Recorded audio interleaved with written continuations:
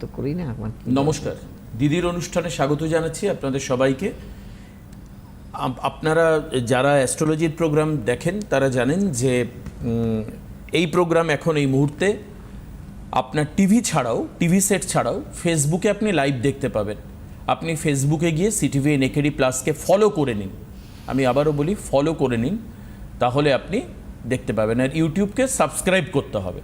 ফেসবুকে গিয়ে উপরে সার্চ বাটনে লিখতে হবে সিটিভি নেকেডি প্লাস, তারপরে ফলো করে নিতে হবে। ফলোয়িং দেখাবে, তখন প্রথম ফলো থাকবে, ওটাকে ক্লিক করলে ফলোয়িং দেখাবে, তখন আপনি ফোনের মাধ্যমে আমাদের প্রোগ্রাম দেখতে পাবেন। এবং নিচে হেল্পলাইন নাম্বার বা বুকিং নাম্বার অথবা সরাসরি নাম্বার সবটা যাবে, ঠিক এরকম এখন যেমন টিভিতে যাচ্ছে ঠিক তেমনিভাবে যাবে আপনার ফোনে, আপনি সেখান থেকেও বুক করতে পারবেন।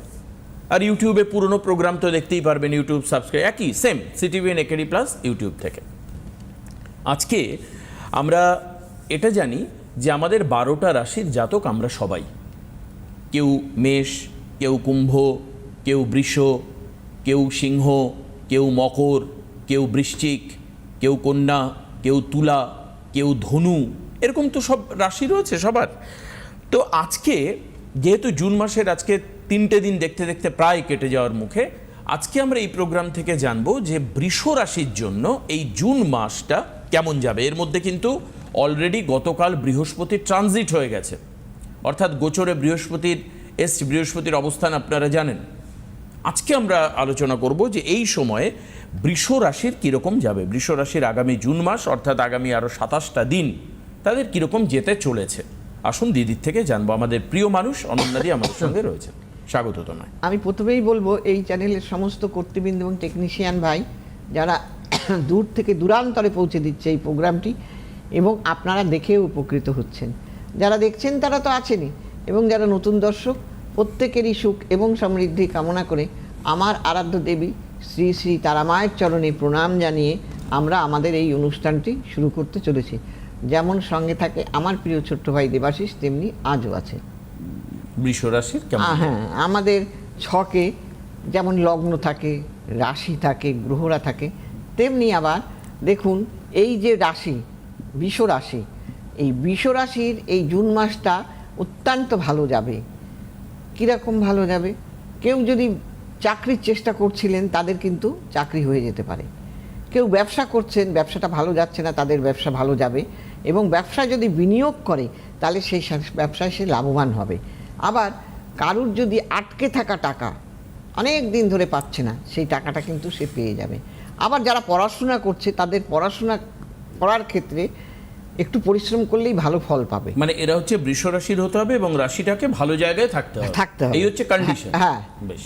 তো প্রেমের ক্ষেত্রে, পারিবারিক ক্ষেত্রে, সর্বক্ষেত্রেই কিন্তু এই মাসটা তাদের ভালোই কাটবে, কিন্তু চলাফেরায় একটু সাবধান, এবং কাউকে কোনো ব্যাপারে কিছুতে সহিসাবুত করার ব্যাপারে সাবধান। আচ্ছা, ভালো করে বুঝে শুনে তারপরে কোনো জায়গায় কিছুতে স্বাক্ষর দেবেন, সই করবেন। আচ্ছা, তা না হলেই কিন্তু মুশকিলে পড়তে হবে।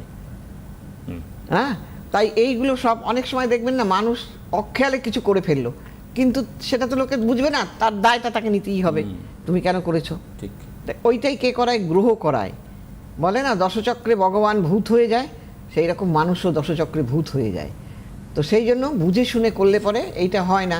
আর গ্রহ খারাপ থাকলে আপনি বুঝবেনই বা কি করে, কারণ তো আপনাকে তো ওটাই বলে হচ্ছে গ্রহের ফের। হ্যাঁ, মানুষ ভুল করে ফেলে, বলে যে আমার গ্রহের ফেরে এটা হয়েছে। গ্রহের ফেরে মানুষ ঘোরে। হ্যাঁ, মানে মানুষ কি হয় অনেক ক্ষেত্রে সে বুঝতে পারে যে আমি হয়তো বিপদে ফেসে যেতে পারি, তাও সে সেই রাস্তায় চলে যায়, সেখান থেকে কখনো রিফর্ম করতে রিব্যাক করতে সে পারে। আবার অনেকে অনেক কিছু করেও ধোয়া তুলসী পাতা হয়েও থাকতে পারে তার গ্রহের জন্য। গ্রহের জন্য, বুঝতে পেরেছেন? মানে এটা কিন্তু তুমি যে মুখে বলছো, এটা যদি আমরা বাস্তব সমাজের দিকে তাকাই তাহলে এটাই সত্যি, একদম একদম, এতে আর কোনো রকম বাধা নেই। তো সেই জন্য আমি মনে করি আমার জায়গাটায় যদি আমি ঠিক থাকি, আর আধ্যাত্মিকতার দিক থেকে যদি বলি আমি সৎ থাকি, তাহলে কিন্তু ঈশ্বর আমাকে কোনো না কোনো সময় আমার সততার মূল্য আমাকে দেবেই দেবে। আমি এটা একেবারে ভীষণভাবে বিশ্বাস করি। আমি হয়তো সাময়িক আপনাকে ঠকিয়ে নিলাম বা আপনার নামে বদনাম দিলাম, সেটা সাময়িকের জন্য, সেটা কিন্তু চিরস্থায়ী নয়, সেটা ক্ষণস্থায়ী জেনে রেখে দেবেন। সৎ মানুষ সারা জীবন ছিল, এখনো আছে, থাকবে। হয়তো সৎ মানুষের টিকে থাকতে একটু কষ্ট হয়, তাদের অনেক কিছু পোহাতে হয়, কিন্তু পোহেও তারা ঠিক দাঁড়িয়ে থাকতে পারবে। আর অসৎ মানুষ ক্ষণিকের জন্য, তাদের পড়ে যেতে হবে। কে রয়েছেন ফোনে? হ্যালো। হ্যাঁ হ্যালো, দাদা নমস্কার, দিদি নমস্কার। আমি নমস্কার। নমস্কার। হ্যাঁ, আপনি আমি জয়দীপ বণিক বলছিলাম যাদবপুর থেকে। হ্যাঁ, আচ্ছা, বলুন। কার সম্পর্কে আজকে জানবেন? হ্যাঁ, আজকে আমি আমার নিজের সম্পর্কে জানবো। আচ্ছা আচ্ছা, বলুন বলুন, আপনার জন্ম তারিখ বলুন। আমার জন্ম তারিখ হচ্ছে 18ই মার্চ 1997। 18/3/1997। 29 বছর মতো আপনার বয়স। সময়? আচ্ছা, আপনি বলুন। সময় হচ্ছে ভোর 5:48। ভোর 5:48। হ্যাঁ, কোথায় জন্ম? জন্মস্থান? Kolkata MR Bangur hospital. কলকাতা। আপনি দেখেন প্রোগ্রামটা? হ্যাঁ হ্যাঁ দিদি, আমি দেখি, আপনার খুব ভালো লাগে। এবং আমার পাশের বাড়ির একজনের মানে একটা কাকিমার মেয়ের বিয়ের জন্য গিয়েছিল আপনার কাছে গড়িয়াহাটের চেম্বারে। খুব ভালো জায়গায় বিয়ে হয়েছে, খুব ভালো আছে। আচ্ছা, গড়িয়াহাটে দিদির বহু পুরনো চেম্বার। হ্যাঁ, গড়িয়াহাটে উনি বহুদিন ধরে যান। ওই গড়িয়াহাটেই দেখিয়ে ভালো জায়গায় বিয়ে হয়েছে, ভালো গভর্নমেন্ট সার্ভিস, বেশ ভালো শান্তিতে আছে, ভালো জায়গায় বিয়ে হয়েছে। আচ্ছা ঠিক আছে, আপনি একটা জিনিস লিখে রাখুন যে এই মাসের 19 তারিখে কিন্তু গড়িয়াহাট চেম্বার আছে। হ্যাঁ আচ্ছা আচ্ছা হ্যাঁ, আচ্ছা। যাই হোক, আজকে দেখা যাক আপনারটা কি বলা হয়। মীন লগ্ন, আপনার মিথুন রাশি, আপনি কি জানেন সেটা? না না দিদি, জানা নেই মীন এটা লগ্ন, আমার। মিথুন রাশি, দেবগণ। হ্যাঁ, আচ্ছা আচ্ছা। লাইনে থাকুন, এবার আমি বলবো একটা একটা করে।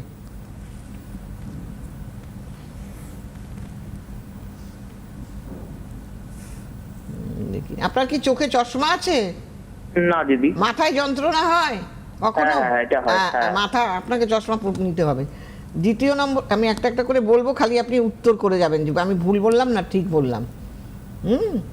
আচ্ছা, আপনি, আপনার মাথা গরম, চট করে রেগে যান, আবার ঠান্ডাও হয়ে যান। হ্যাঁ হ্যাঁ, এটা ঠিক বলেছেন। আরগুলো ভুল বলেছি? না না, সব আচ্ছা, এইবার আমি বলবো। হ্যাঁ,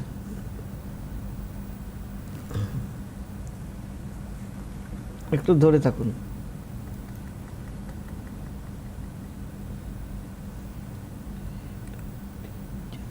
আপনার না ডিসিশন নিতে সমস্যা হয়, কখনো ভাববেন নিজের ডিসিশনটা নিজে নিতে পারেন না। আপনি সায়েন্স নিয়ে পড়াশোনা করেননি, ভুল না ঠিক?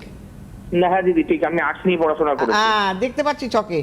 অথচ আপনি হাই অ্যাম্বিশাস, আমার ভালো চাকরি করতে চাইছেন, ভালো যে কোনো কিছু, ভালো খাবারের প্রতি, ভালো জিনিসের প্রতি, সব কিছুর প্রতি আপনার একটা ভালো জিনিসের প্রতি আগ্রহটা বেশি। দ্বিতীয় নম্বর কথা যেটা হলো, আপনার অর্থকারক গ্রহ পাওয়ারলেস। সবসময় আমি বলি যে অর্থকারক গ্রহ যদি পাওয়ারলেস হয় তাহলে কিন্তু তার অর্থ পেতে বড় কষ্ট হয়, সে ব্যবসায়ী করুক আর চাকরিই করুক। আপনি যাই করেন না কেন, কোনোটাতে আপনি সন্তুষ্টি হবেন না।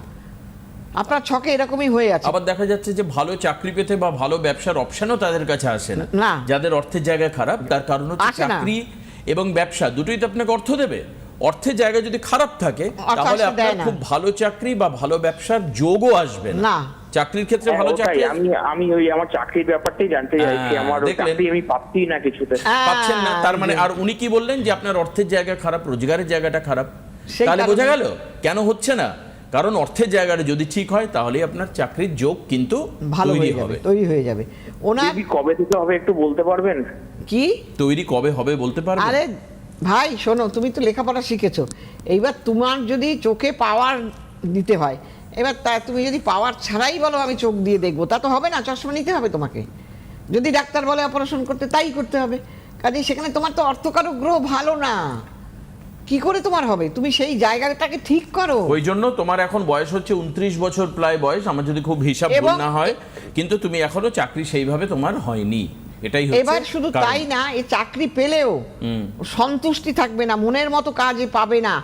এবং তার কি, যে নাকি এর কর্মকারক গ্রহ, সেও দুর্বল অবস্থায়। তাহলে দুটোই খারাপ। আচ্ছা, তাহলে এই দুটোকে যদি আপনি ঠিক না করতে পারো তাহলে কিন্তু হবে না। কর্মের জায়গা আর হচ্ছে অর্থের অর্থের জায়গা। জায়গা, এই দুটো নিয়ে একটু কথা বলুন দিদির সঙ্গে। আমি একদম ক্লিয়ার কাট বলে দিই, তারপরেও যদি মানুষ না বোঝে তাহলে তো আমার কিছু করার না, নেই। এই যে তুমি বললে যে অর্থের জায়গাটা খারাপ, কর্মের জায়গাটাও খারাপ, উনি যেখান কিন্তু থেকে কাজ চাকরি পাবে। পায়নি। এরপরে আমরা ওনার থেকে শুনলাম যে চাকরি পায়নি, তার হ্যাঁ। মানে অর্থ এবং কর্ম এই দুটো জায়গা আপনি ঠিক করতে হবে। আপনি নিচের হেল্পলাইন নাম্বারে যোগাযোগ করতে পারেন, 7596853615 এই নাম্বারে করে আপনি চেম্বারে আসতে পারেন, অনলাইনে কথা বলতে পারেন। করে জেনে নিন। এবং মানে দিদিকে এটাই এর বলবেন হলে শিক্ষাক্ষেত্রেই এর কাজ হওয়ার সম্ভব। যে আপনার ক্ষমতা অনুযায়ী আপনি বলবেন যে আমার এইটুক, উনি চাকরি নেই, কিছু নেই এখন, তবে আজকালকার বাজার সেই লোকের একটা ব্যাপারটা বলবেন, বলে যেটা রেমেডি যদি হয় তার রেমেডি আপনাকে করিয়ে নিতে হবে। করালেই আপনি দেখবেন যে 6 মাসের মধ্যে পরিস্থিতি কিন্তু বদলাচ্ছে। আস্তে আস্তে ঘুরতে শুরু এই করেছে। হচ্ছে বিষয়। ঠিক আছে, এটা একটু মাথায় রাখবেন। ভালো থাকবেন, সুস্থ থাকবেন। তো এই হচ্ছে বিষয়।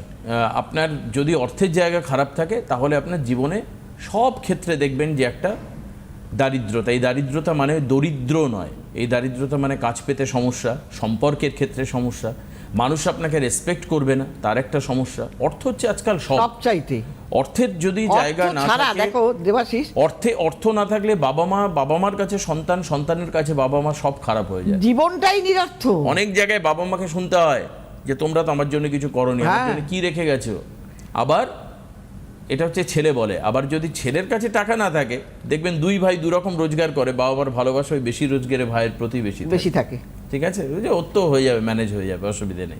এটা খুব বাস্তব, শুনতে খারাপ লাগলেও।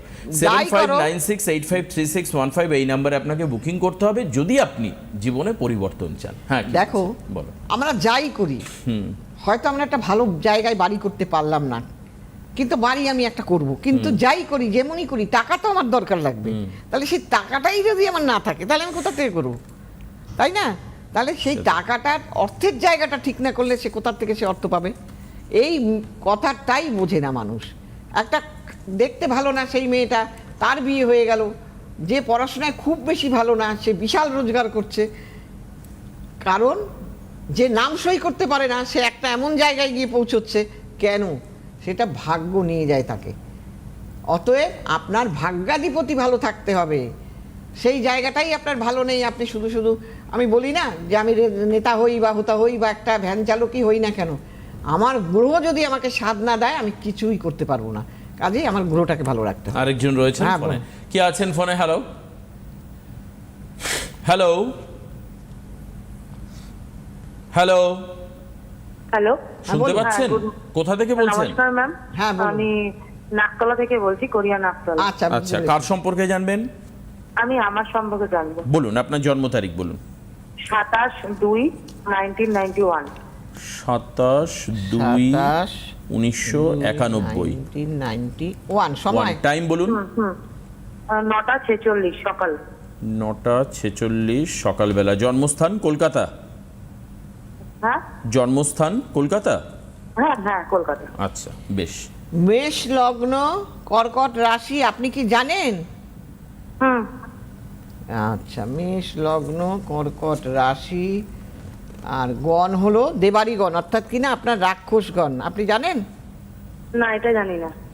আচ্ছা, এই ছক কিন্তু কিছু না কিছু কর্ম করার ছক। আপনি কি কিছু করেন? আমি কাজ করি, প্রাইভেট কোম্পানিতে কাজ করি, এই তো- বাট আমি আরো বেটার কাজের জন্য আমি না সেটা না, আমি না, আমি- সেটা আসছে আমি পরে, যেটা আস্তে আস্তে। বললাম আর কি, যে আপনি কিছু না হ্যাঁ। কিছু করবেন, হ্যাঁ, আপনার হ্যাঁ। ছক সেটাই ইন্ডিকেট করছে। এই এই কারণেই আমি বললাম, বুঝতে পেরেছেন? হয়তো আচ্ছা। নাও বলতে পারতাম, কিন্তু আপনার ছকে যেটা থাকবে আমি তো সেটা বলবোই। আর আপনি হ্যাঁ, খুব হ্যাঁ। স্পষ্ট বক্তা, স্ট্রেট কাট, একদম। হ্যাঁ, এবং পর উপকারী। কাউকে যদি আপনি কমেন্টস করেন যে তোর জন্য আমি এটা করব, সেটা পৃথিবী উল্টো গেলেও আপনি সেটা করে আসবেন। হ্যাঁ, ভুল না ঠিক বলুন। হ্যাঁ। আর আপনাকে দিয়ে কেউ হ্যাঁ। মিথ্যে বলাতে পারবে না। আপনি হ্যাঁ। একদম যেখানে যেখানে যেটা দেখবেন সত্যি সেটাই বলে আসবেন। তাতে যদি আপনি খারাপ হন তাও আপনি ভালো আপনার কাছে, একদম। তাই তো? একদম। হ্যাঁ, আপনার যেটা আমি হরোস্কোপে দেখতে পাচ্ছি, আপনি আপনার নিজের পায়ে রোজগার ভালোই করতে পারবেন, কিন্তু তার জন্য কি করতে হবে যেটা দেখতে পাচ্ছি আপনার হরোস্কোপের মধ্যে, আপনি খুব টেনশন করেন, অস্থিরতা আপনার মধ্যে ভীষণভাবে কাজ করে।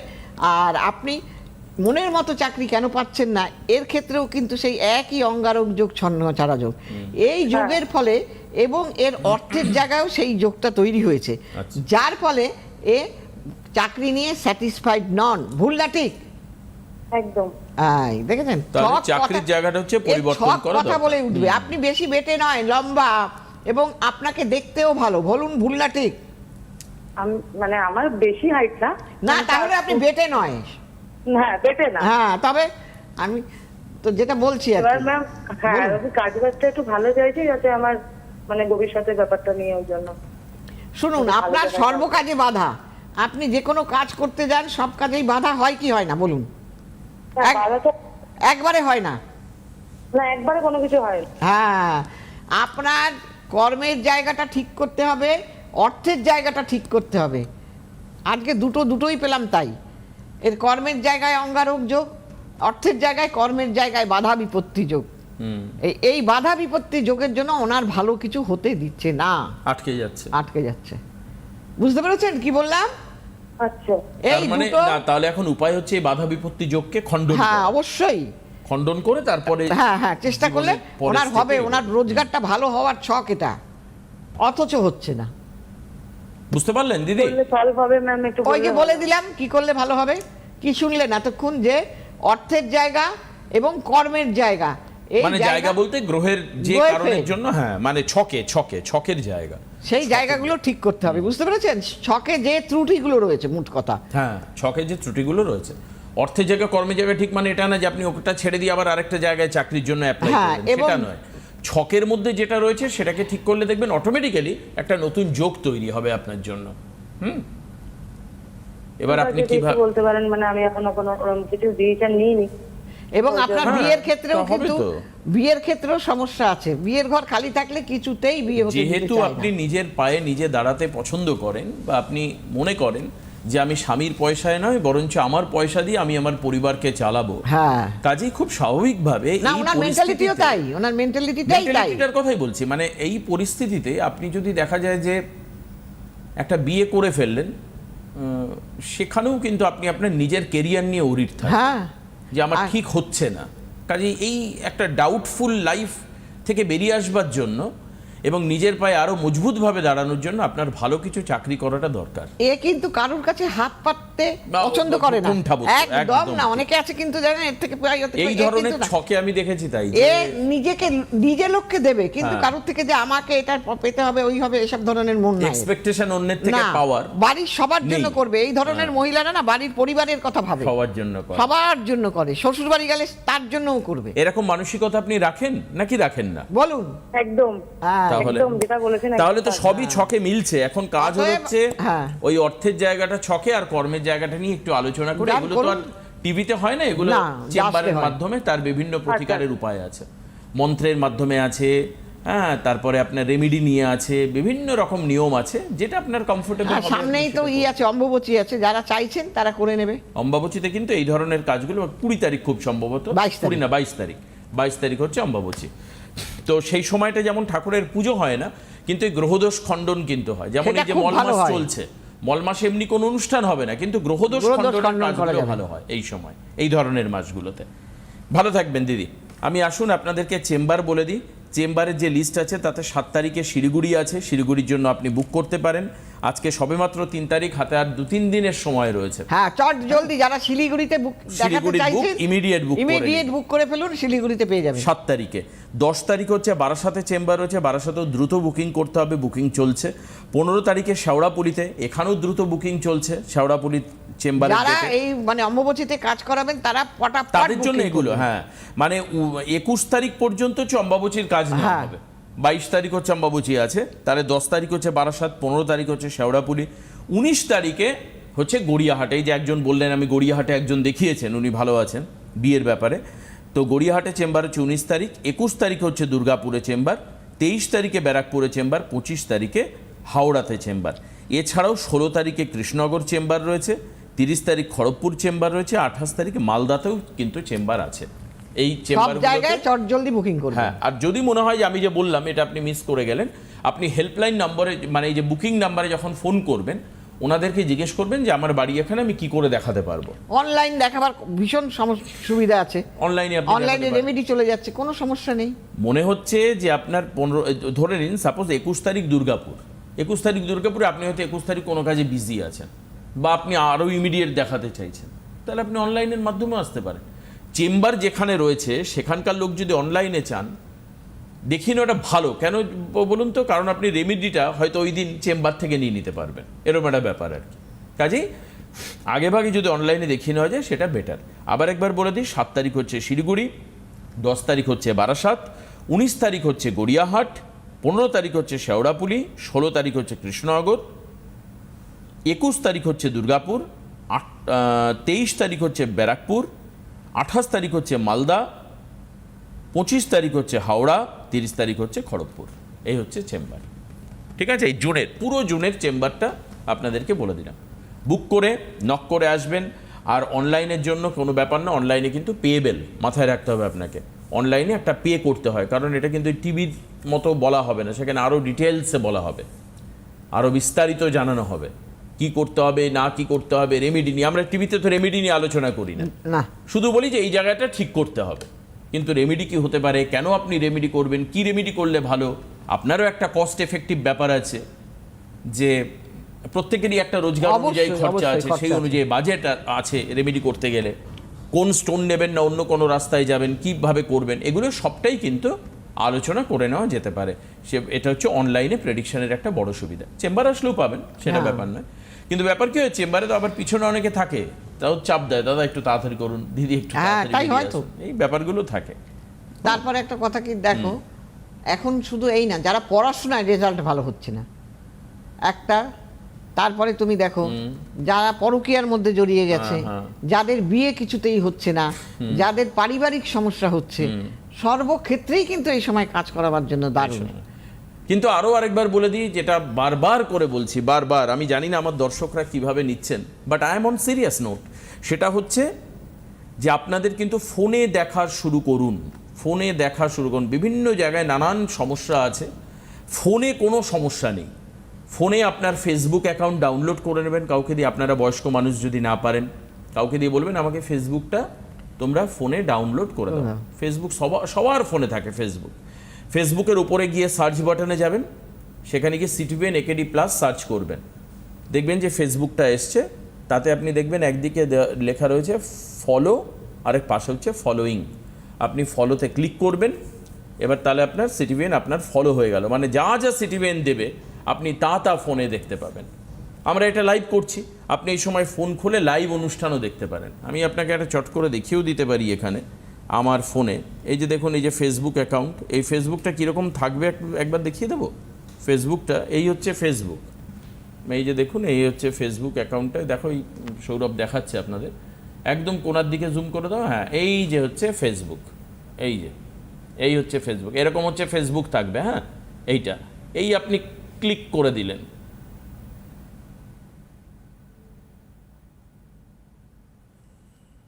আমি আমার দিকে একটু ঘুরিয়ে ক্লিকটা করে নিচ্ছে। হ্যাঁ, এই দেখুন, এই যে ক্লিক করে দিলেন, এই যে ক্লিক করে দিলাম আমরা। এরপর আমি কি করবো, এই দেখুন ওপরে হচ্ছে লেখা রয়েছে হোয়াট ইজ, একদম উপরে দেখুন এই যে সার্চ একটা বাটন রয়েছে, এই সার্চ বাটনটা একটু আছে, এই দেখো এই যে সার্চে গেলাম হচ্ছে এই যে সিটিভিএন একেডি প্লাস আমার ফলো করা আছে। এই দেখুন আমাদের এই যে প্রোগ্রামটা আজকে হচ্ছে, সেই প্রোগ্রামটা দেখুন, আমি দেখাই আপনাদের। এই যে হচ্ছে ফেসবুক, দেখুন আমি একবার আপনাদেরকে দেখিয়ে দিই, এরকম হচ্ছে ফেসবুক থাকবে। হ্যাঁ, এইটা এই আপনি ক্লিক করে দিলেন, এই যে আমি আমার দিকে একটু ঘুরিয়ে ক্লিকটা করে নিচ্ছে। এই দেখুন, এই যে ক্লিক করে দিলেন, এই যে দেখুন, এই যে জাস্ট আমি একবার দেখিয়ে দিই, এই দেখুন ফোনে এইভাবে দেখতে পাবেন। চলুন আজকে আমরা এখানে শেষ করব দিদি, আবার আমাদের দেখা হচ্ছে আগামীকাল বিকেল ঠিক 4টের সময়। সবাই ভালো থাকবেন, সুস্থ থাকবেন। নমস্কার। নমস্কার। সুখবর, আপনাদের প্রিয় জ্যোতিষী অনন্যাদি এখন অনলাইনে কনসালটেন্সি করছেন আর ঘরে বসে পেয়ে যাবেন প্রয়োজনীয় প্রতিকার ভারতবর্ষের যে কোনো প্রান্তে। Online consultancy number 7596853615। অনন্যাদি সব সময় আপনাদের সাথে, আপনাদের পাশে।